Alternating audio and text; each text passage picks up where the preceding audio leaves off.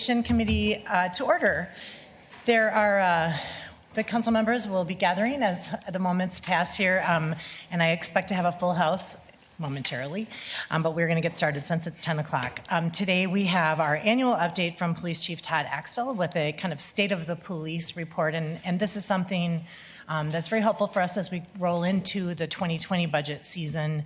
We have been having policy sessions with a lot of departments and a lot of other sister organizations around the region, just to have a fuller context of kind of what is the state of our region and how do we connect to it. And so this has been very helpful for us in the past, and I understand we have information that ties back to questions that were that came out of last year's budget, things that came out of this year's, some of our policy sessions, as well as updates on recent reports in the newspaper and so on. And as we do for all of our org committee reports, we are likely to ask questions as you go through your presentation. Perhaps we'll do our best to let you get from start to finish before we start asking questions, but perhaps we'll interrupt you along the way. And then if there's things that you don't have an answer to, we're very happy to have follow-up sessions or just a follow-up email to fill in the gaps of things we're not aware of. So it's wonderful to have the chief here, as well as the command staff and our officer. I always forget the acronym. It's like LECPT. Someone tell me. LECPA, which everywhere I turn around, there you are, right? Keep bumping into them, telling me to not lock my valuables in my car and other things. It's uncanny what a great job they're doing around the city. So it's also nice to have them in our official business area, the council chambers. So with that, welcome to everybody who's here today, and welcome Chief Axtell. Thank you very much, Council President Randall and council members. It's an honor to be here today, and it's especially an honor for me to be here today to see some of the progress we have made and the future of our department, which I am going to be able to talk about today. So thank you for the opportunity to talk about our St. Paul Guardians. As you know, St. Paul Police Department is a large, complex organization. We currently have 612 sworn personnel. Our authorized strength is 635, 145 civilian employees, and our officers respond to approximately 280,000 calls for service each and every year. The work is challenging, the pace is fast, and much has changed over the past year. We have become more progressive and responsive. We are becoming more diverse. We are becoming more strategic about how we all work together to keep St. Paul safe, and our officers are working incredibly hard. 9/11 calls over the last 5 years are up 23%, as you know. Year to date, the Part 1 crime index is up about 6%. Last year, as you remember, we were down about 7.2%, so that crime rate ebbs and flows. The 6% increase year to date is driven largely in part by theft and burglary calls, but the women and men of your department, are working hard to be more efficient, more effective, more transparent, and more responsive to all of our community's needs. St. Paul is a special place. We have a strong bond between our department and our community. The relationship is built on trust. We engage in robust dialogue. We debate the issues that affect us all. We listen, we learn, and then we make decisions that move us forward together. We are not the police department, we are your police department. The review of our K-9 unit is one example of how we listen, respond, and change to ensure we are meeting our high standards. In 2018, as you know, we took a hard look at this unit, its purpose, its effectiveness, and its value. An audit was conducted, everything was on the table, and the audit was completed earlier this year. 38 recommendations were made around training, oversight, and investing in our resources. And we took the audit to heart. I know going into the audit that the K-9 unit was among the best in the country. We consistently win national championships, and we've done that again this year. But we also know that we need to be the best on the street. We dug in and made the critical changes recommended in the audit. 35 out of the 38 audit recommendations have been implemented to date. We have updated our policy, which better aligns with the shared community values. We added a commander and a sergeant to this unit, and we have enhanced our training. And perhaps most importantly, we have reiterated the fact that tracking is the primary purpose of a K-9 unit. This year, K-9s have successfully located guns. They have successfully located people involved in violent crimes, and we have done this without any physical apprehensions. That's not to say it won't happen, because I know and you know that it will happen at some point, but when it does happen, it'll be reasonable, necessary, and done with respect, which is the basis for all of our police actions. Many of these changes are a direct result of community input. We're being more thoughtful about how, when, where, and why we deploy K-9s, and our improvements will continue. We still have 3 audit recommendations to go based on this report, adding a 3rd sergeant, which will be included in our 2020 budget proposal, adding security measures to the K-9 unit facility, investing in updating record-keeping systems, which are now in the process of being purchased. The improvements we've made to the K-9 unit is only one example of how we're being more progressive and responsive. The overall structure of the department is another. We went through a reorganization earlier this year. We became more effective, more efficient, and better positioned to meet the changing community expectations of what we all expect out of our department. St. Paul is growing in exciting ways. Our populations, as you know, will reach approximately 320,000 people next year, which is the highest level since the 1970s. We have the highest levels of diversity in this state. I look back when I came on the job 30 years ago. Some of my classmates are here today. St. Paul was made up of about 18% diversity. And just in 30 years, we are now over 50% diverse in this city. That's an incredible gift, an incredible opportunity. And what we're going to talk about today, part of what we're going to talk about is how we're keeping up with our community to make sure we are providing the best service possible. We are seeing more activities, more sporting events, and entertainment opportunities come to this great city. Growth also presents challenges. Like most major cities across this country, we have disproportionate levels of concentrated poverty, which study shows lead to higher levels of victimization. We are seeing an increasing call for service, and I want you to know that your police officers and civilian staff are working tirelessly to address these challenges. We're looking for efficiencies wherever possible, doing everything we can to move officers from desk duty and administrative duties back to the street, and we're working to make better use of our technology. One example of this is to expand our online police reporting system. This will allow us to provide better customer service to the people who call for police services with the lowest levels of police service calls, and also allows us to maintain the high urgent 911 calls in a thoughtful way. Earlier this year, we changed our structure. We aligned our units to maximize efficiencies and coordination of investigations. We expanded our mental health unit and established our community engagement division. The community engagement division is an investment in our city's future, which was established without increasing our budget. It was designed to build trust throughout the city, especially with communities traditionally underrepresented in law enforcement. It's helping us diversify the department, and it's critically important to make sure everyone feels safe in their city. I'd like to take a moment to highlight 3 of the more innovative initiatives. We're fortunate to have 4 community engagement specialists with us today who bridge gaps with our diverse communities, share community concerns with our departments, and address the real concerns of real people in our community.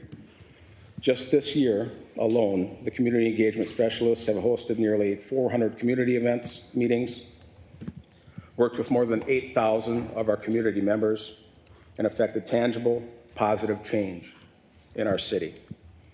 Here are some of the examples of their work, and please know that these examples just scratch the surface of what they do on a daily basis. Johnny Howard's here with us today. He led the What's Going On community conversations, which I know many of you have engaged in or will be engaging in coming up. If you've worked with Johnny, you know that he is an ambassador of trust, accountability, and transparency, and always in our community, connecting our community members with our police officers.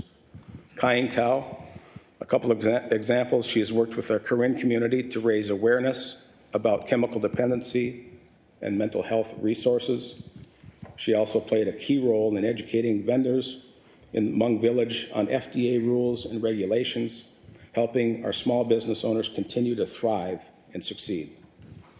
Warsami Shirwa planned our second annual iftar dinner with our Muslim community, Somali community, and continue to build relationships with our Muslim community to address the tragic Islamophobia that is disproportionately affecting your communities, our community, and building trust between people we serve and our police officers. Chacho Estrada, he leads 2 Latino parent groups, which is an important resource for parents and their children alike. He also works with students of our Law Enforcement Career Path Academy, LECPA, to alleviate the fear of deportation and to be an advocate in our Latino community. They are working to let our communities know that everyone has a right, a human right, to feel safe in our city. Their work matters. It's important. They provide another way for our community to connect with its police department. They are a conduit for understanding and trust, and they mentor our youth, many of whom hope to become St. Paul police officers, and we greatly hope that they will as well. Community engagement specialist, will you please stand? Be recognized. Let's give them a round of applause.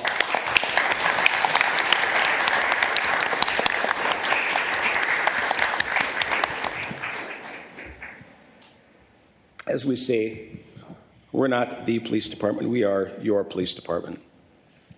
When I became chief a little over 3 years ago, I committed to diversifying our department so that officers reflect our community, know and understand our community, share our community values, and have the heart for being a St. Paul Guardian. LECPA is an important initiative that is helping us achieve our goal of diversifying our department while providing the best service possible. We currently have 42 students in this program. 57% are female. 90% are from groups traditionally underrepresented in policing, and they speak 9 different languages. They reflect our community, they are in our community, and they are our community. Just this year, they have attended more than 300 city events, provided more than 2,500 hours of community service. They are the future of our department. Some of the first group of the LECPA students will join us this year in our police academy. I'm so excited to see this dream come to a reality that we had 3 years ago. We knew it would take a while to get them in the door. In this fall, we're going to have some of these young folks in the door serving our community. We expect that nearly half of the academy will be made up this fall of LECPA students. And they will have completed a rigorous program, a program which was designed and implemented at no cost to city taxpayers, thanks to nonprofit funding partnerships in our community. Our LECPA students are the future of our department, and our future is bright. I'm incredibly honored to have the LECPA students and many of our explorers who are also the future of our department here with us today. So will you please stand, LECPA and explorers, and be recognized for your incredible service.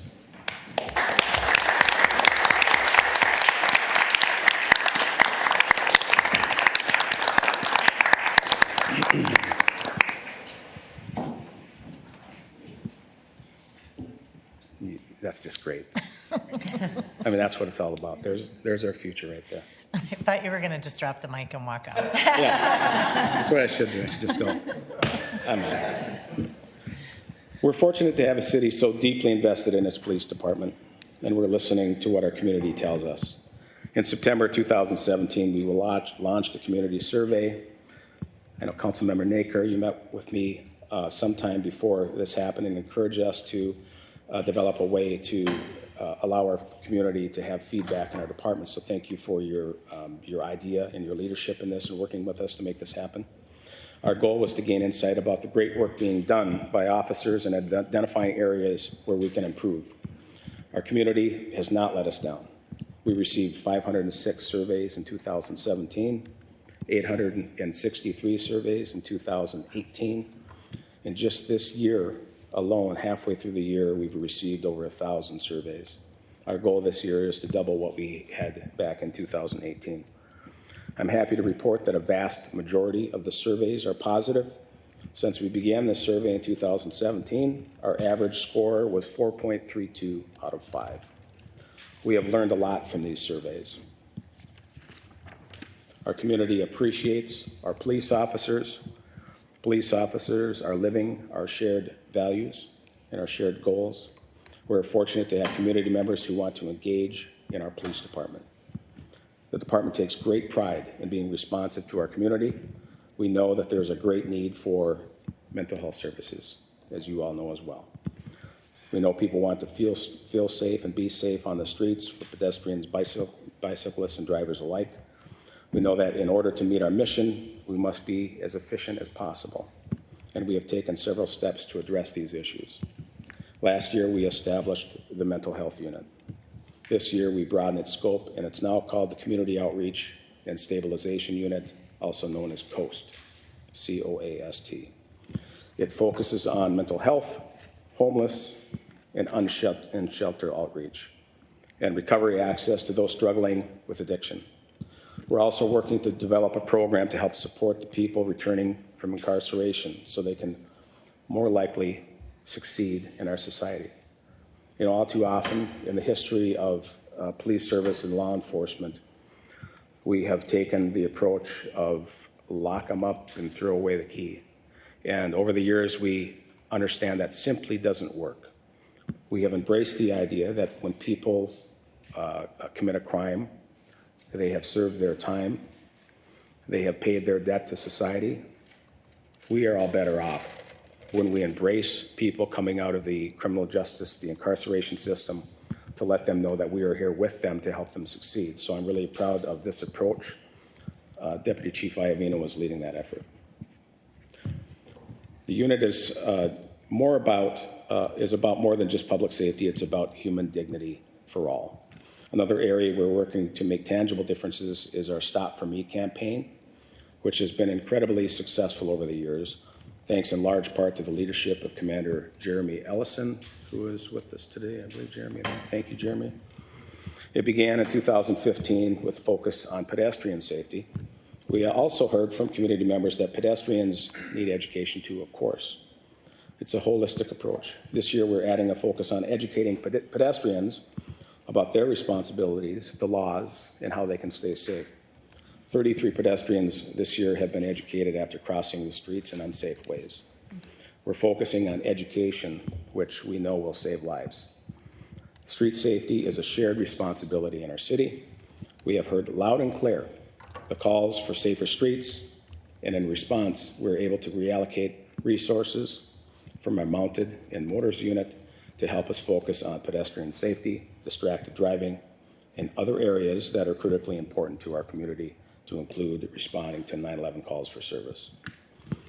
Our role is education, enforcement, and outreach, and we have taken steps to improve efficiencies. We're working to make better use of this technology.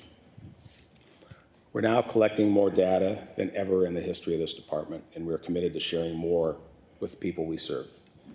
We've released never-before-seen traffic stop data. As you know, in 2016, when I took over, our staff and we released 15 years worth of traffic stop data that has been locked up in a vault somewhere for some reason. But we decided it was the right thing to do. To be, if we say we're going to be transparent, then we have to act upon that. Last year, we published our first ever use of force report, and we've updated many of the policies to include public feedback and suggestions. Matter of fact, if my memory serves me right, please don't quote me on this, but I believe we had in excess of 80 recommendations from our community that we incorporated into our use of force policy, which I think is a really a good a good sign that the relationship with our community is important, and we are taking the input, not only just listening, but we're taking action on those recommendations. We also know that collecting and making the most of the data takes a deliberate effort. Officers spend more time today collecting and receiving data than ever before. Investigations have become more complex and time-consuming, and our current staffing model predates the opening of the digital floodgates.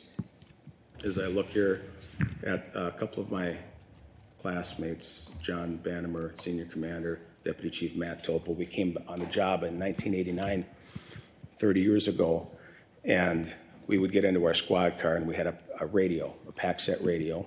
We had a squad radio, and at the time, Chief McCutcheon even took our AM/FM radios out because he wanted us to pay attention to what was going on in the community.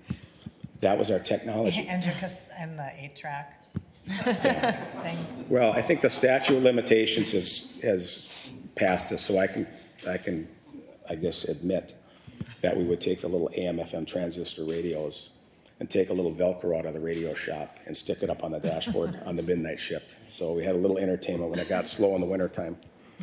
But anyway, things have changed, and we have a lot more technology today. And we are also seeing an increase in calls for service. That's why we're working hard to prioritize, use data to become more efficient, and put officers on the street where they can build trust and relationships and respond to our changing needs. My goal is to be more efficient with the resources that we have. For example, I would like to move sworn personnel out of our technology unit and put them back into investigations and other positions in our department which can improve our service to crime victims and to our community. We have many positions that are highly technical, and I hope to be able to fill them with civilians so we can really use our sworn resources efficiently and effectively. We're also working to establish more investigative positions to handle the increasing caseloads which impact the crime victims in our city. And we're continuing to look for ways to improve. One example is Commander Jack Sarir is in the process of conducting a staff study to help us make sure our resources are where they need to be when they need to be. We are instituting a standardized training curriculum for supervisors to focus on police wellness, leadership, and risk management, in addition to establishing an annual training program for our supervisors. So I'll end it with this. You know, we have a great police department, and every day we strive to be more responsive, effective, and efficient. St. Paul is growing in exciting ways that also present public safety challenges. But I'm here to tell you that the women and men of your department, your police department, are stepping up to meet the high expectations that we all have. They're responding to more calls than ever. They're helping more people during the most tragic moments of their lives, and they provide trusted service with respect while doing that.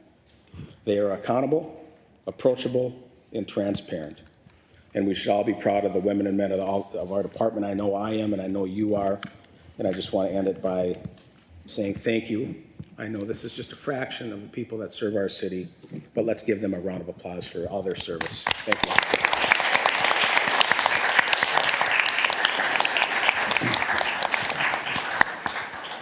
I'll take any questions that I know you'll have.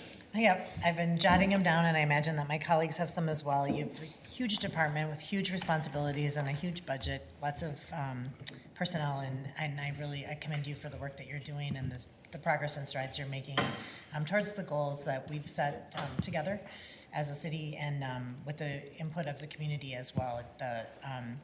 When you first, at one point you said 38 recommendations and we've implemented 35, and my mind went to what didn't we do, instead of acknowledging that 35 of the recommendations have already been implemented. And so I think it's easy to, our minds always go to what aren't we doing well, and I really appreciate these opportunities to continue to dig into those things, but also to really acknowledge and celebrate the progress that we're making with our police. So thank you for that.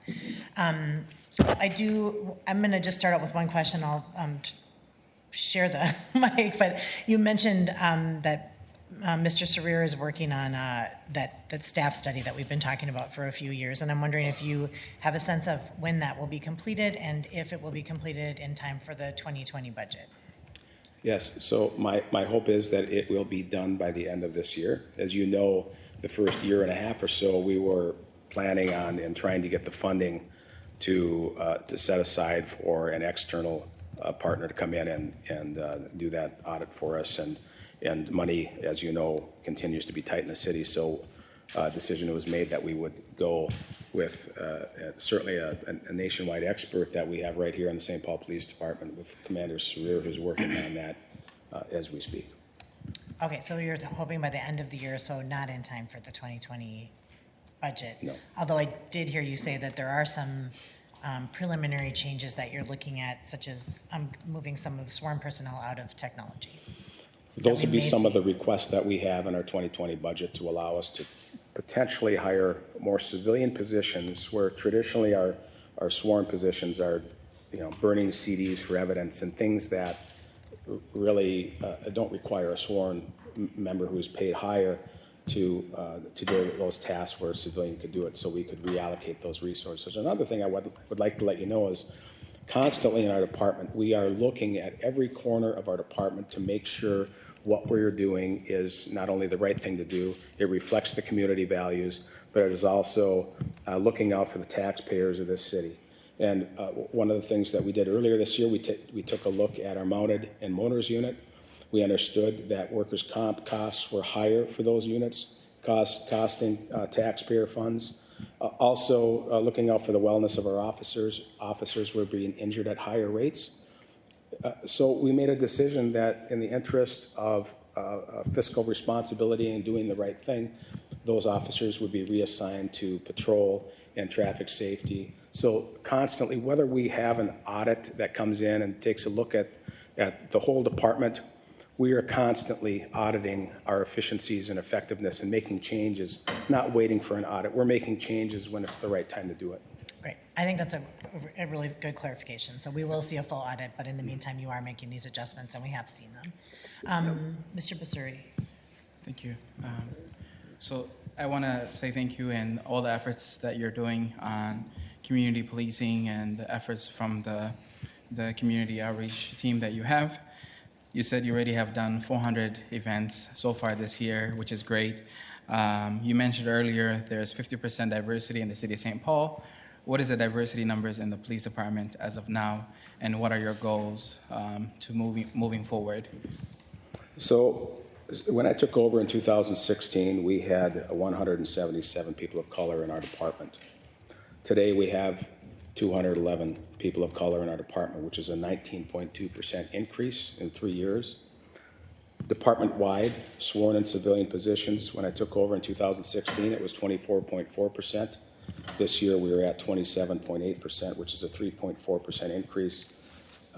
Again, one of our top 3 priorities when we took over this agency was to diversify our department, reduce gun violence, and engage our community at historic levels. And that has been the backbone of every decision that we've made in the last 3 years.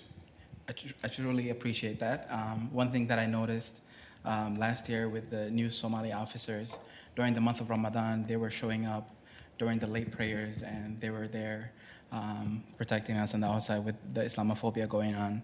And again, thank you for the efforts that you've put into increasing the numbers, and we look forward to seeing the police department reflect the city of St. Paul. Yes. Thank you. Thank you very much. Ms. Nelson. Hi, thank you so much. I have a couple of questions about some of the specific points that you brought up. My first question is about the community survey, which I support having. I think we need as many tools as we can to get information about our community. I've been thinking about the data that we got back. I think it is a sign of success. We are getting so much information. And I've also been thinking about the power dynamics around who feels comfortable reporting what to that online survey. So, thinking about, are there people who are afraid to use the survey to report to SPPD about something SPPD has done to them? People who may come from historically over-policed communities or backgrounds who feel less confident that our systems are going to work in their favor. And how are we thinking about ways that we can create room for people to give feedback to the city somehow? It might not be SPPD, but it might be their council office. I worry that if we don't account for that potential set of data that we might be missing, that we are prematurely taking the wrong lessons away, or that we should acknowledge there is positive feedback. But I almost feel like the data set that I would be most interested in is, are the police now working for groups whom they historically hasn't in the past, or are we actually getting like an echo chamber of residents who have always been reliably able to feel trust in police, and we are getting like a thumbs up from them and taking that away as like applicable to everybody. So it's just something I've been thinking about in terms of when people self-report into our data sets, like how do we make the best use of that information? Do you have any thoughts on, how to account for things that we're not getting, and the power dynamics of reporting to SPPD with this specific tool? I'd be interested to hear what you think. Councilmember Nelson, thank you for your question. Yeah, we don't have all the answers. We're certainly looking for ideas and ways to continue to do that. One of the answers that we have come up with and with our department is to, in line with engaging our community at historic levels, is to create a community engagement unit, now a community engagement division that helps us build that conduit between communities, underrepresented communities, underserved members of our communities, and their police department. With any police agency, we have a long way to go, but I am so proud of the engagement and the coordination and the communication that we have with our underserved communities in St. Paul. Time and time again, when I'm out in the community in areas that need the most resources, the confidence level in their officers is high. And I know sometimes it's not high because we're dealing with generations of people in our community that have had negative interactions, whether it's them or their parents or their grandparents in the past, with law enforcement. So we acknowledge that. We acknowledge the history of what that means, and we work with our community members to build those relationships. And I'm really proud of the fact that we continue to diversify this department. In this fall, like I said earlier, I mean, you just look, this is the future of our department. We are doing something instead of standing up here saying that we can't find people. Baloney, right? Without costing $1 to the taxpayers of the city, this is what you're getting because of the work of the people in the first two rows here and others at our department that are helping change the face of our department. So we may not be perfect, like no organization, no elected person, no organization, no professional, no line worker in this city is perfect because we're human beings, but we continue to do everything we can to get better. Thank you. And I just have one more I question. think before you go on to that, the next question too, I just also want to share that we struggle similarly with methods of connecting with the council and being heard on a planning or in a public hearing, or with so many ways to contact the council, including phone calls or emails or online surveys where you just have to press go and a message comes out. What goes into the public record, what doesn't go into the public record, and I think that we are all struggling with that balance between how do we make it easiest for people to connect with us, with you, and then also how do you manage that information once you get it? And so I think it's not just the police that's struggling with that. We are wondering as well, when somebody does an online petition that causes constituents to maybe just put their first name and then send it to us. Does that go as part of the public record when we don't know even where they live?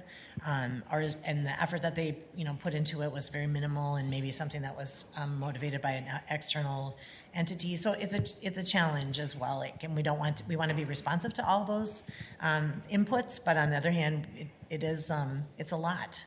And so we're working on that in the council as well.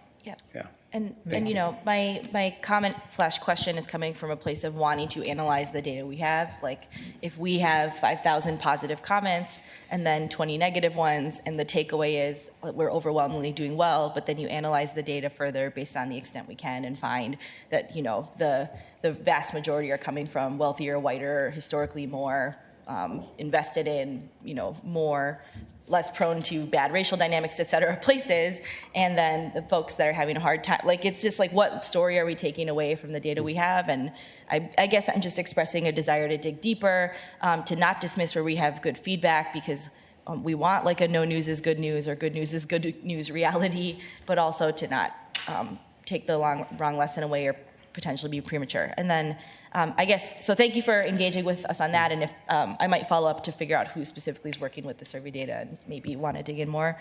And then my next question is about the pedestrian safety enforcement efforts. And I want to first say a thank you because I was outside Seal High Rise, I think yesterday or 2 days ago with my constituents, and we were doing a Stop for Me stop with SPPD, and we were watching I was standing out there for like 4.5 minutes, and at least 3 giant 18-wheeler trucks are rumbling by down Territorial, which isn't technically a truck route, but like I learned that within a 1-mile radius, you don't have to use a truck route if you're just trying to get to where you're going. And so when you have industrial parts of the city, it is just like rumble town and scary, and like sidewalks are less good. So I just have seen the Stop For Me campaign in action, and I feel really appreciative of that as a tool that we're taking on. I know that part of SPPD's work around pedestrian safety is outreach and education, and I would like to hear more about how we're putting the onus on motorists and people who drive cars. I've seen outreach and education around pedestrian safety sometimes come off as, hey, pedestrians, don't run into the road, and like kind of target it at the people most likely to be victims of street traffic, and not actually teaching drivers to like follow the law and to have more awareness. So how are you thinking about balancing those outreach efforts and like helping get our drivers under control? I've just been really anxious about the culture of driving in our city. I know lots of people hear about that all the time. Does that Councilmember make Nelson, sense? thank you so much. I'll address both of the comments there and questions. First off, the survey data. Most of the surveys that we are receiving this year have been as a result of our, as you know, our Safe Summer Nights program that was started back in 2014. And our Law Enforcement Career Path Academy students will go to events like this in areas of our city, Parks and Recs locations of our most diverse areas and areas of great need in our city. And that's a majority of our increase this year of our survey data has been from predominantly communities of color. Now, however, we don't ask, how much money you make or what is your ethnic backgrounds, but we are focusing on getting the surveys into the hands of the right people. Secondly, pedestrian safety. An overwhelming majority of our enforcement activities go to people who are distracted driving. We have a new law coming into effect August 1st in the state of Minnesota, which will help our distracted driving efforts. You simply have to have that phone in your hand where we can cite you. We're going to continue to do that very aggressively, and that's why we've added resources from Mounted and Motors into the unit that's going to help us do that. And besides that, the crosswalk violations, that is overwhelmingly percentage-wise where we're focusing our efforts. But we're also taking a holistic approach. If we can prevent somebody from stepping into the street between cars mid-block on a busy street, we believe that that is our duty and obligation to do to do everything we can to prevent accidents from happening. So we focus on the vehicles most of the time, but sometimes we focus on people to educate them so that they can stay safe. Great. Ms. Naker. Thank you. First of all, I do want to echo my colleagues' thanks to you. I have always found your team members to be incredibly responsive and professional, but I think of late that has even gotten better. I think your department is one of the most responsive to my constituents and my questions and concerns, and I really appreciate that prompt and courteous service that you give. I want to echo Councilmember Nelson's questions and concerns, and I appreciate the digging deeper into the data. I'm really glad we're doing the customer service survey. And I also get really nervous when the numbers look so good. There's just something that creates angst in me about that, and I want to make sure we're getting the data right. And so I wonder if maybe this is a good opportunity now that we've had some time under our belt to sit down with the innovation team, who kind of have professional expertise in survey design and analysis, and figure out if there are ways to make sure that the data we're getting are really accurate. And I'd be happy to help do that along with Councilmember Nelson. So just a thought on that. But overall, I think it's amazing that even people who are, rating our parking enforcement and traffic stop officers are giving them sort of a 3 out of 5, which isn't something necessarily I would do after being parking enforcemented. So, and then actually my question has to do with parking enforcement. We have been hearing a lot here as we've dealt with residential permit parking areas, and meters and the tension between businesses and residents about the need for more enforcement, especially in our parking areas where we have the 2-hour limits or without meters. Can you talk a little bit about the parking enforcement team and how you're dealing with the increasing scarcity of on-street parking? Right, the demand for service with parking enforcement does continue to grow in our city. Parking becomes more scarce, more people living here, more people coming to visit, to be entertained in the city.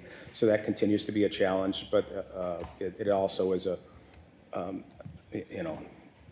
I hate to sound cliche from a department director, but it becomes a resource issue also, with making sure that we can keep up for the demand when people call about those issues in their neighborhoods, and then to have the resources to proactively go into neighborhoods that have permit parking to proactively enforce that as well. So I'd love to continue a conversation with you moving forward on your thoughts and ideas on how we can better do that within the resources that we have. But It's particularly a hot topic with the opening of Allianz Field and new parking challenges. I think we know there's parking challenges around Como in the 12 weeks of summer. We know there's at St. Thomas, but this is more recent, halfway kind of into the season, and there is desire to have increased enforcement. Do you, sometimes people just jokingly say that, the police are having a fundraiser, they're out writing tickets in an area. Is there, when you talk about resources, I mean, there's also a revenue created by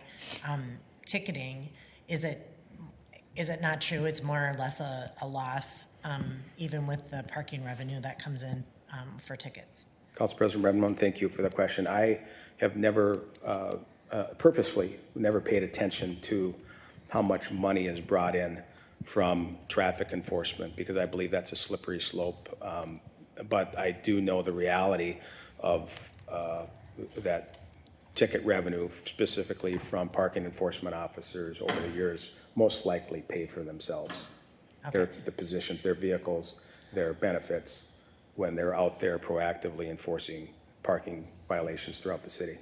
Yeah, and so I guess I'm asking that because it sounds like if there's a resource question, there's also a funding source attached to it. So that is one that's just been very hot topic here at the council table, and I think the sooner we get after it, the more proactive we are, and we'll reduce those the issues going forward. And we're also there's some permit parking, there's some other changes we're making as well, but that's been a big one.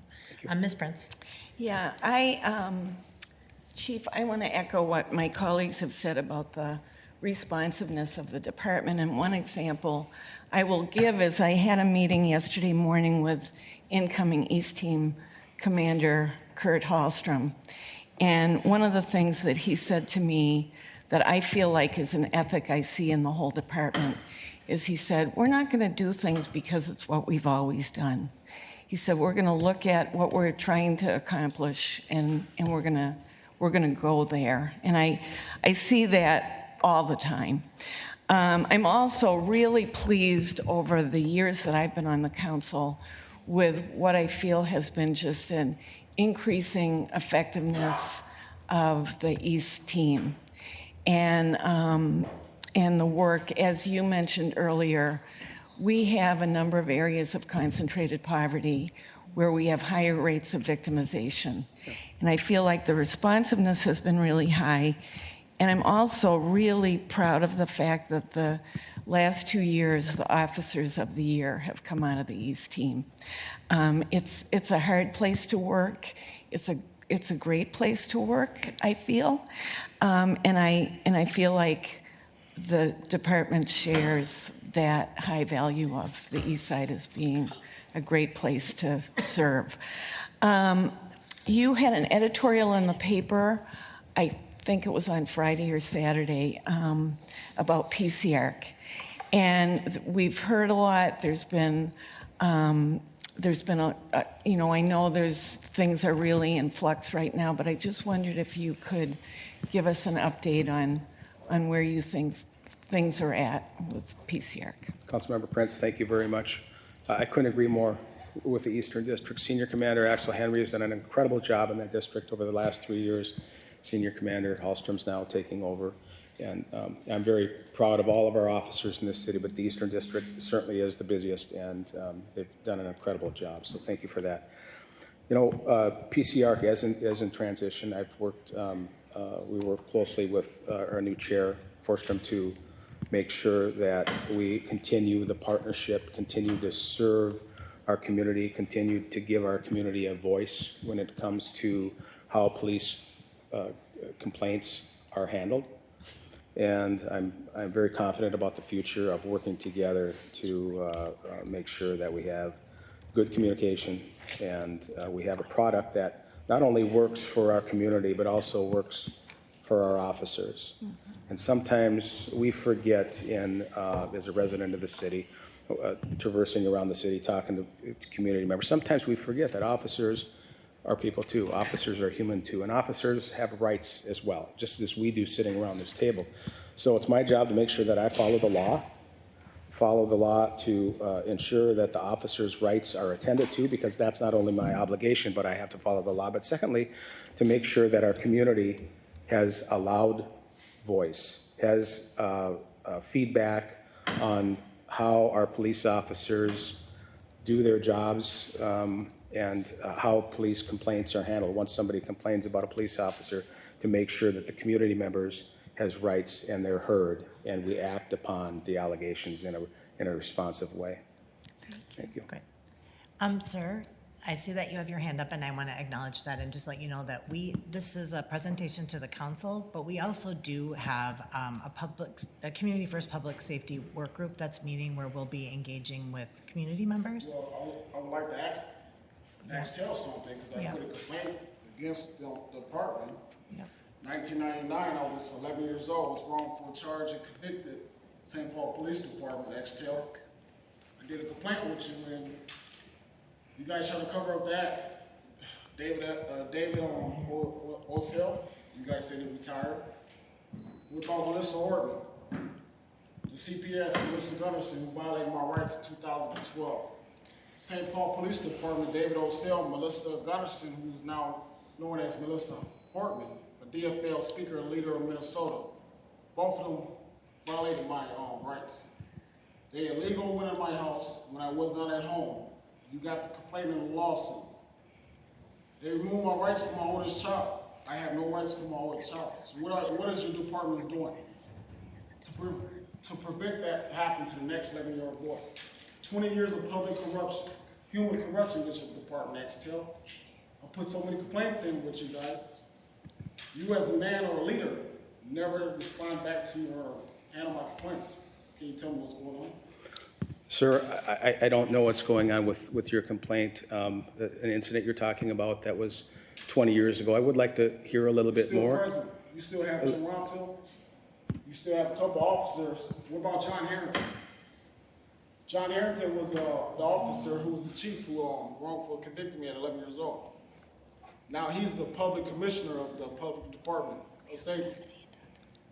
What have you and Carter, the mayor, have been doing for the city? You guys still have crimes on the east side. Maryland Avenue, Payne Avenue, there's drug dealers, fights, downtown St. Paul, Metro Transit's not doing nothing. What are you guys doing? Where's the money? Where are you guys spending the money on? I sense your frustration, and I'm sorry for your frustrations, and I'll give you my card after the meeting, and You know who I am. we'll My name is connect. Howard Jackson. I do, Mr. Jackson. Thank you very much. Tim Walsh promoted Melissa Horton, Gunderson. I want all you guys to know this. We hear you, although, Public human corruption is going on. right. you, sir. And This this, is department. Tim Washington promoted Melissa Horton, who's Gunderson. I just want to speak. My name is Howard Jackson. I'm sorry, but this is not the venue for that, and there are venues for that we are convening in the St. future. Paul Police Department hasn't done nothing. They haven't even stopped or slowed down crimes. Tel need to step down. I don't think he's the real leader for St. Paul. Thank you, That's sir. all I have to say. Thank you. Thank you. Have a good day. Thank you. Hopefully I hear from you, Tel. Thank you. Because you haven't responded back to me yet. Thanks for being here. Thank you. Okay. All right, so we had other, Mr. Tao. Thank you, Council President. Chief, I want to thank you for your leadership. And what I mean by that is that leadership is extremely important. And I think since you become chief, I've seen a different attitude, a different sense of professionalism in the department. And I may not get to interact with all the officer, but in my experience, I've seen some improvement, and I think that's really important to acknowledge. I know that over the years we have many great senior commanders and commanders through the Western District, but I want to share that I've had a really good experience working with Senior Commander Anderson and Commander Ford.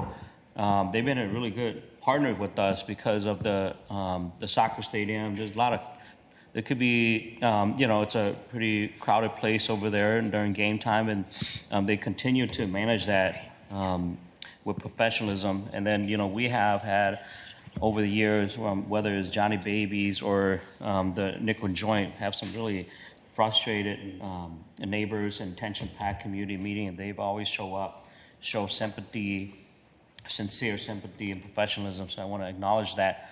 My question for you is, can you share with us what's going on the Police Civilian Internal Affairs Review Commissions? And what we heard is sometimes just in the press, and we don't always get both sides of the story, so I want to hear from that, and then I have several follow-up questions, but can you start with that?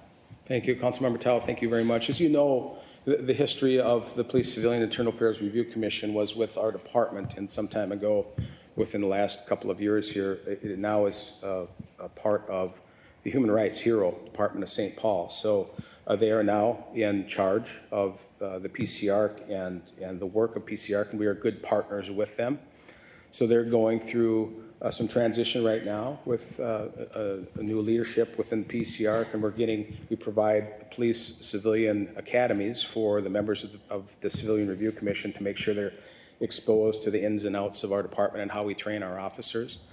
So that is really the status right now. There are some transitions going on, and we're working very closely with PCARC and members of the HERO staff to ensure that we have a good process for our community members who want to file a complaint about their police officers in our police department. Mr. Tao. To that point, and I want to acknowledge the gentleman that was here earlier, and I think we all in this room heard and will consider very seriously his concern. So we had two leaders on the commission resign, and I'm just curious, what is your take on that, and how do we prevent that from happening again? So yeah, it was. I was sorry to see Chair Tuck and Commissioner Nightingale leave, but that is a decision they made, which I had no part of that decision. I've had a great working relationship with both of them, so I can't speak as to the reason why that occurred, but I can reassure you and reaffirm to you our commitment to make sure that we are being transparent. It's not something that I just stand up here and say. Time and time again, we have not waited for the reporter to knock on the door about something going on in our department. We proactively, whether it's good, bad, or ugly, we go out there and we own the data that we have. We talk about the good and the bad. And if you watch the nightly news or scroll down Facebook, Instagram, Twitter, etc., you will often see at higher rates of police uses of force that are going on throughout the country. And when you really drill down into the statistics within our agency, is there something I should be concerned with over my shoulder? The clock says it's 5 to 5, so you better wrap up. Okay, you better wrap up, yeah. No, I'm just kidding. It was full.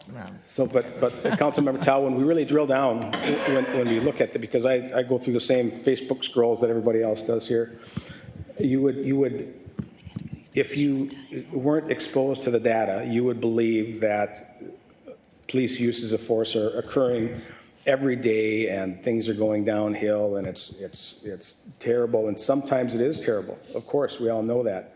But when you drill down the statistics of our department and the 280,000 calls for service that our officers go to every year, and understand that the times they use force on all of those calls for service, dealing with people in the most tragic times of their lives, and sometimes with people who don't want to go to jail, who have victimized other people, I can tell you with precision that less than 0.2% of all of those calls result in a use of force. And out of that 0.2%, I can tell you that there is a small fraction of that percentage that ends up in a level of injury. So we all know what we see sometimes, whether it's through the media, social media, can become, in our minds, a bigger scope than reality will show. And our officers that go out there each and every day and handle these situations that are dynamic, and people who want to fight with our officers, but our officers use de-escalation skills. They communicate. They bring people into custody with reasonable, necessary, and done with respect. They take people to the hospital, when in the past sometimes we took them to jail because we know it's a mental health issue. We're doing many things in our department to make sure that we stay away from unnecessary uses of force, making sure we treat our community with dignity, respect, and honor. And we also know that out of the 800 women and men in our department, they wake up every day like everybody sitting around this table and me standing here, and sometimes we wake up a little happier than the day before. Sometimes the bills come in. Sometimes you have to replace your roof. Sometimes you're going through a relationship issue with your girlfriend, your boyfriend, your spouse, or somebody in your life, or an aging parent that can in fact impact how officers feel because they're human beings. So I encourage all of us to make sure that we understand that officers will make mistakes because they are human beings. But let's take a pause to recognize the health and wellness of our officers as well. Mr. Tao. A follow-up question to that is, in their letter of resignation, they also talk about a strategic plan that was submitted in March, and I'm just curious if you got an opportunity to view that. I have not reviewed the strategic plan. If it's a plan that, unless it's a plan that was named something else, I don't recall reviewing a strategic plan. I did review the letter that was submitted by Chair Tuck and Commissioner Nightingale. Great. And just one last question. So we got a hands-free law that it's going to be implemented on August 1st, I believe. Sometime policy has unintended consequences, like the racial profiling and different things like that. And I'm just curious, what is the department doing proactively to prevent that sort of thing, but also ensure that the law is enforced, because we do have a lot of distracted drivers. Yeah, thank you, Councilmember Tao. So we have ongoing conversations over the last 3 years about the impact of policing in this community, which is why I drew back the curtains of 15 years worth of traffic stop data, knowing that the numbers were ugly, if you will, showing that there's disproportionate rates of traffic stops and citations that go to our communities of color in this city, as they do in any other city throughout the country. Each year now, we implemented a plan where our officers review their individual data with their supervisors on their employee evaluations, to have an honest conversation about, here's our numbers, and making sure that we all understand that implicit bias is a human condition. Every human being possesses implicit bias, but we want to make sure that implicit bias never plays a role in how we police our community. And you can't really do that unless you acknowledge everybody, every human being possesses a level of implicit bias. So we worked hard. Every year, our officers go through implicit bias training, an annual commitment. We used to do it after something bad happened. We don't wait for something bad to happen. We do it proactively each and every year. But I can also tell you that 33% of the landmass in the city of St. Paul are areas of concentrated poverty with over 50% diverse members. That's a large percentage of our city. And I can also tell you, when you lay the shots fired, the people injured by gunfire, the crimes that are occurring in our city, predominantly a high portion and percentage of that is in our areas of high levels of concentrated poverty. Is that to say people who have less resources commit higher crimes? Absolutely not. But we have to study what really leads to crime. Crime, I believe, is a symptom of disproportionate gaps in our healthcare system, our school system, our finances, our housing, and I could go on and on and on and on. And when people hit walls in those areas I talked about, in addition to others, they have a higher likelihood of becoming a part of the criminal justice system. That's a reality that we have to face. And we can't dump it all on the shoulders of the cops to say that the cops are racist, because I expect that our officers are going to be in areas of our community that people have higher likelihood of being injured by gunfire or being killed. I have a duty and obligation to do that. So we have to have honest conversations as to why people are getting into the criminal justice system and not throwing it all on the cops, because I just told you about what we're doing about it internally. But I would ask, what is everybody doing about it? Sure. Mr. Just a Towns. quick follow-up question to that. Thank you, sir. So would it be possible if we can get a report annually on citation or stops that are made for a distracted driver and not yielding for a pedestrian? Can we do that? Can you provide that next year? Absolutely. We could provide it by the end of the day. We keep those statistics. We're happy to share that with you. Matter of fact, John, if you could just jot that down, we'll share it with the entire council, our stats on those citations and our efforts on distracted driving. Yeah, and I think those data are important because we can use as education purposes to educate our drivers to be safe on the road. So, Thank you. Thank you. Yeah. I have a few scattershot things. You just alluded to this a minute ago when you were answering Mr. Tao's question, but one of the things that I noticed is that that social media can tend to amplify or create a sense that things are worse than they are, or that something might be reported from a scanner, but there's not a follow-up report on what the call actually was. And there are so many instances where we go into a community meeting and people are convinced that break-ins are out of control, gunshots are out of control, the numbers are increasing and increasing, and when you look at the actual data, numbers are universally down. Maybe some exceptions in certain areas, but generally down. Is there anything that the police department is doing to manage? I mean, we deal with this as well, but anything that the police department is doing to manage the spread of misinformation or misinformation on social media? Thank you, Council President. Yeah, this is something we're definitely concerned about, and with the resources we have right now, we're mostly focusing on misinformation that may be, or information that isn't entirely clear in the media.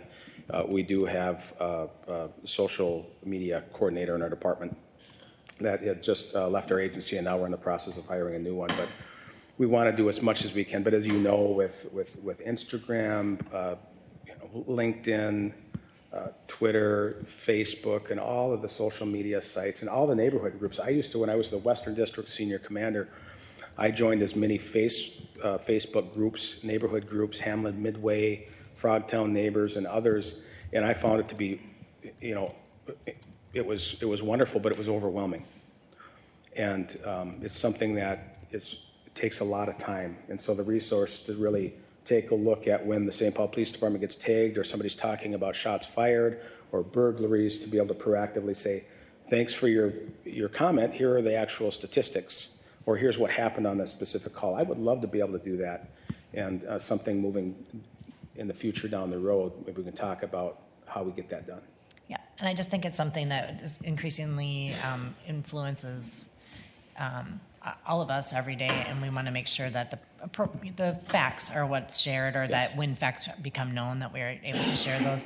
And again, it's beyond just police reporting, but I'm just curious. I know that you guys have a strong online presence.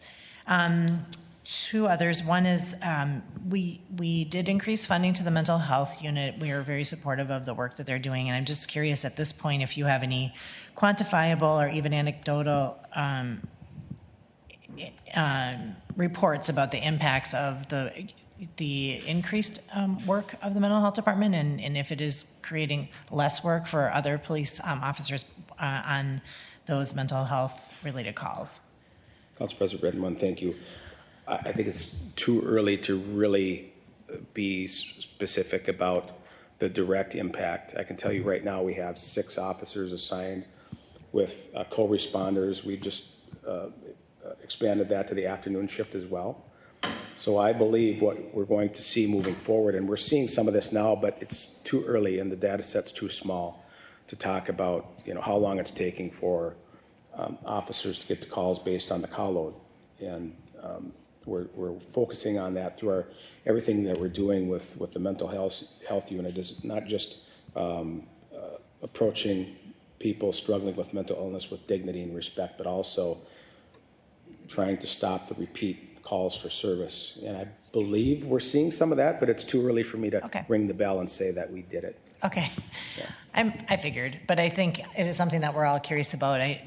We're very supportive. I think I can speak for all of us and say that we're very supportive of that work and the leadership in that department.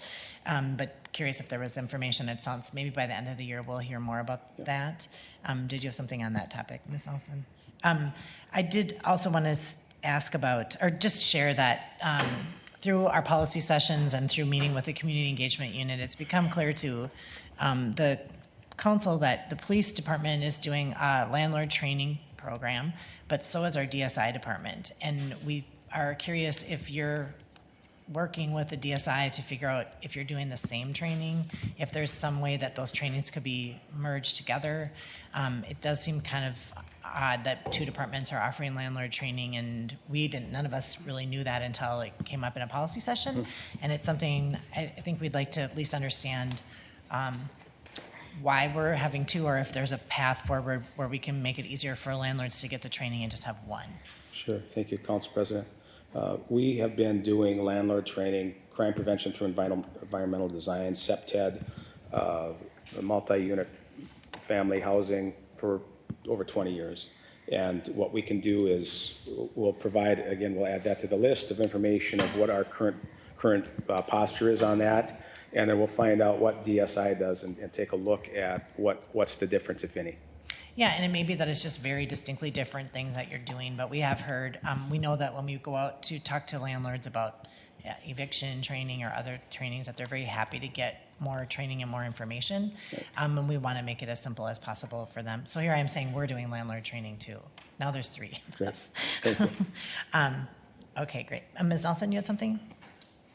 Yeah, I guess I didn't immediately react because I was kind of taking time to process, but I want to come back to something you said about, a viewpoint I understand, and I would say I have a lot of overlap with, which is that crime is a symptom of gaps in our healthcare and school and finances and housing systems, and when people reach a breaking point, they have a higher likelihood of becoming part of the criminal justice system. And I am with you to the point where you say that we can't dump it all on our officers and say that they are racist. And I understand that this comment is coming from a place of reacting to, the fact that our officers are often spending time in historically disinvested communities and all these things. I just think, as coming up in context to talking about implicit bias, I just think we can't be that defensive and be reactive to the concept of racism in our community in a way that's not just deeply honest and willing to grapple with that. I think that anti-racist culture, no matter where you are in your position in society, is about seeing it as both institutional and having historical roots in systems that are still present and active, and also that you as a human live in that culture and carry it around, and that our society socializes a fear of blackness and socializes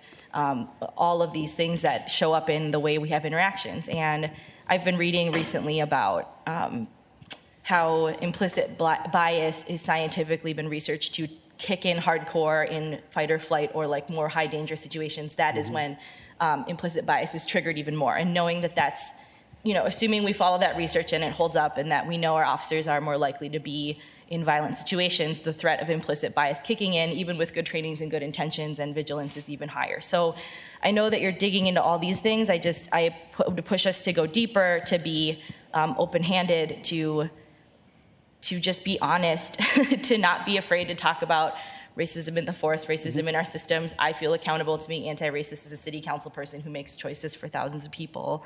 I guess I'm just still processing that, and I would like us to go further. And the other piece I'm still sitting with is I appreciate a lot people being willing to ask questions about PCARC and you being willing to talk about PCARC. And I'm still just in a place where I feel like I have more questions than answers. I want to see PCARC go well. There's been a lot of history in the past handful of years where it's been really rocky. And I would like us to be able to turn the page and just start from a place of we just need mutual public honesty and more sharing about what's happening. I feel like right now the public learns about it in a series of op-eds that kind of go back and forth. And so I'm digging in to just figure out like what is happening. But I think that when there's turmoil, people are just left with more anxiety than resolution. And I sort of feel that way, just honestly, like as a council person who my entire job isn't public safety. My entire job is all these things in addition to public safety. And so sometimes it can just feel like there's so much to grapple with in addition to what we're responsible for, and I want to make sure we don't neglect it. So I want to just say that I'd like to keep talking about PCARC with all of our partners. I know that you're getting a lot of questions about it as the chief, but you know it includes conversations with our mayor's office, with all of us around the table. I don't currently feel confident that we are headed for a better future, and I don't want to feel that way. I think I'd like to see it get better, and I appreciate you being willing to show up in those conversations. I don't want to have the Councilmember partners, Nelson. before you go, just I think one thing to, one name you forgot on the list was Hero. And Hero, yes. Yeah, because we chose to put the PCR under Hero.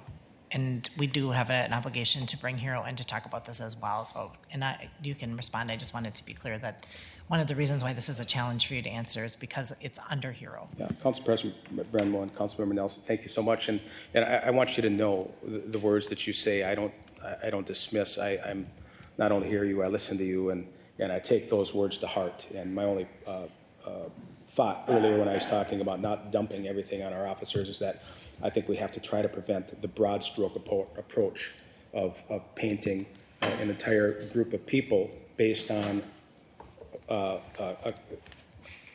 lower percentage of incidents that happen, because that's a slippery slope, regardless of what group you're talking about. That's my only point. So, thank you.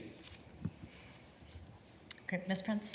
Yeah, and I appreciate Council President Brenmo that you brought up Hero. I have been involved in some conversations, including with Ms. Tuck, about what has been happening at PCARC, and it's clear that the staffing changes and so forth at Hero have contributed to some issues with PCARC having had their strategic plan looked at. I know that they were making a funding request, and so I think there are a number of issues. We as a council, with the exception of Ms. Nelson and Mr. Busori, did vote on and change where the PCARC was going to sit. We put it in Hero. We made a lot of decisions, and I think that it probably is time for us as a council to dig into that a little bit and figure out what's going on, because I think the media is ahead of us on that, and I think as a council we would do well to dig into it.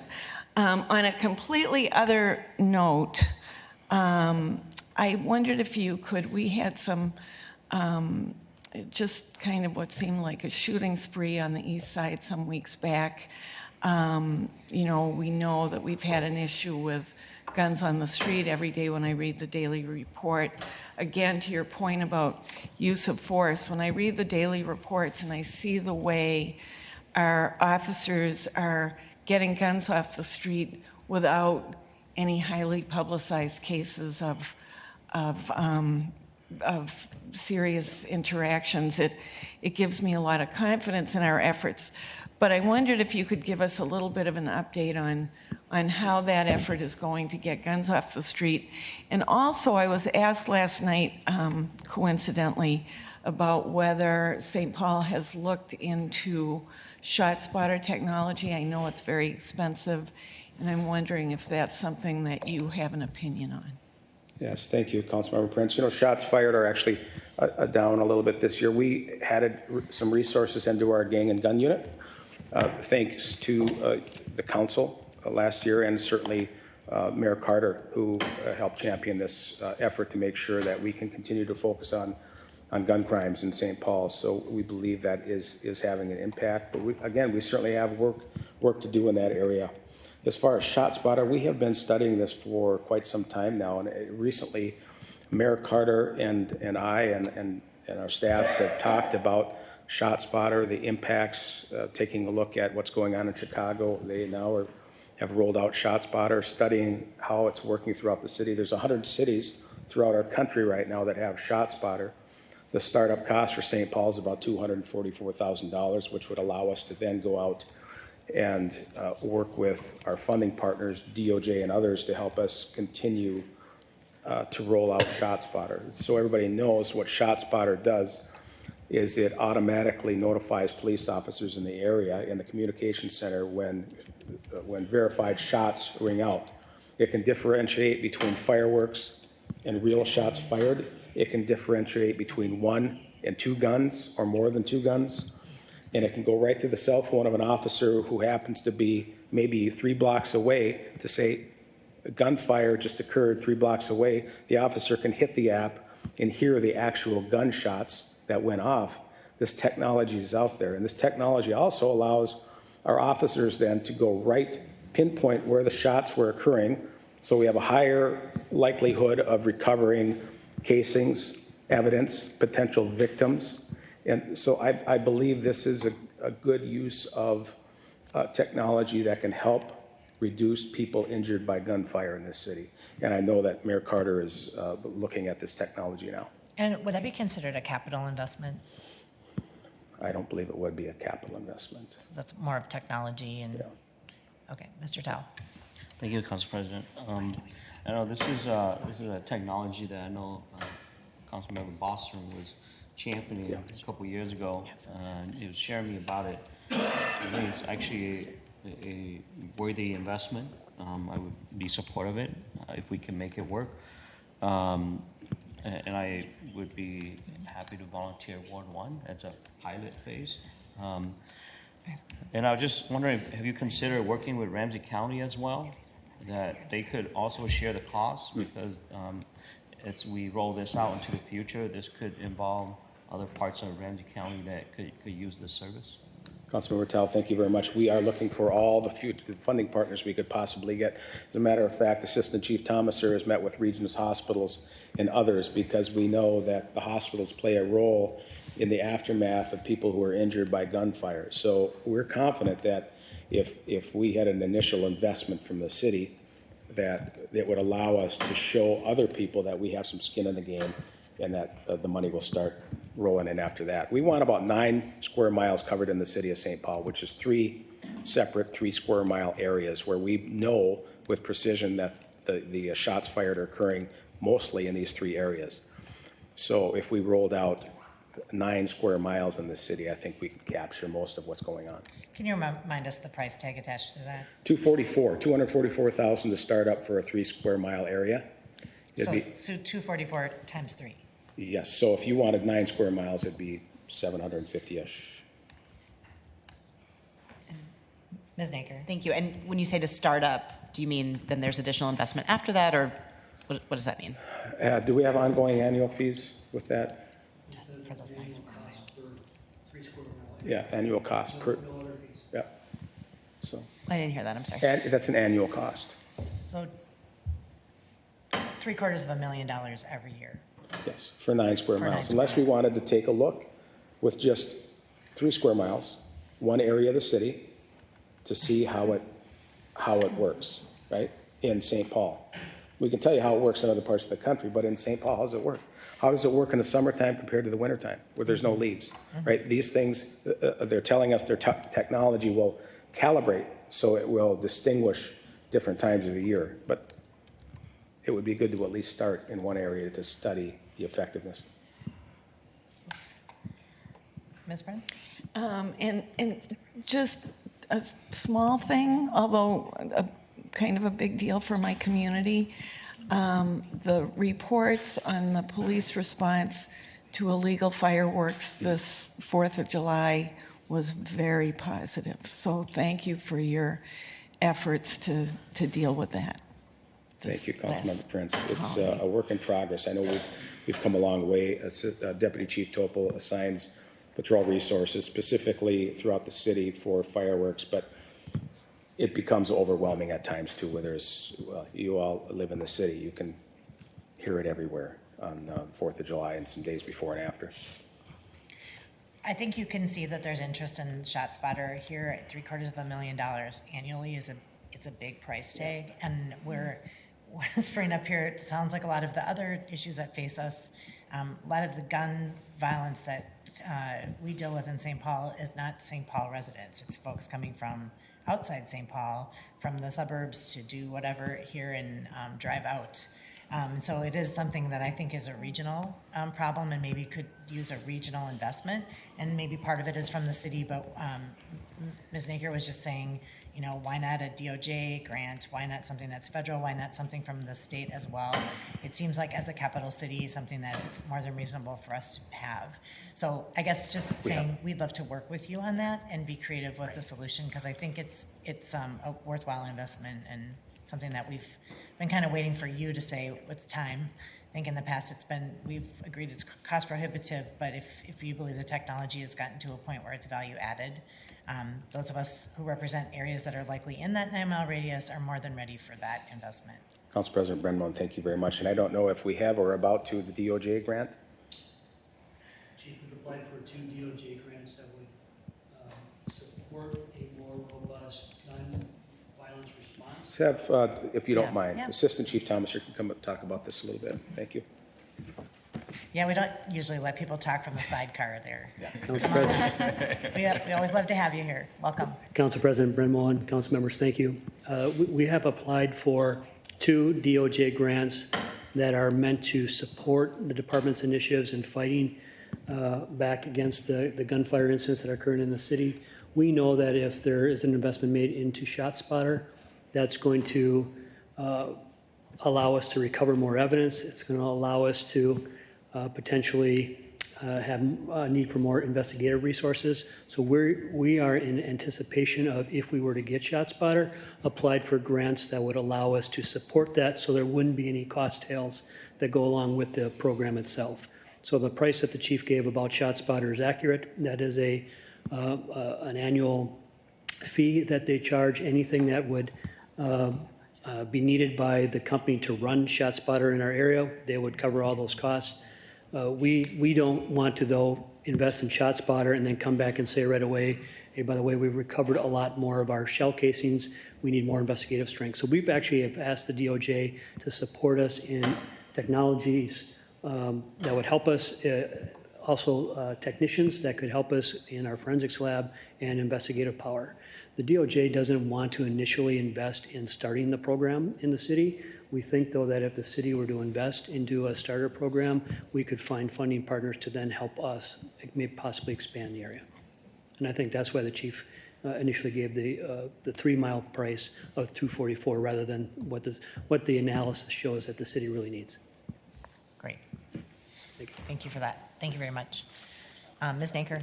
Thank you. At the risk of diving into this a little too deeply, I'm just curious if there are other cities in Minnesota that have the technology and if we know how they've paid for it. Yeah, Minneapolis, is Minneapolis using it, right? Yeah, Minneapolis is right now, yes. And do we know if that's mostly city general fund supported?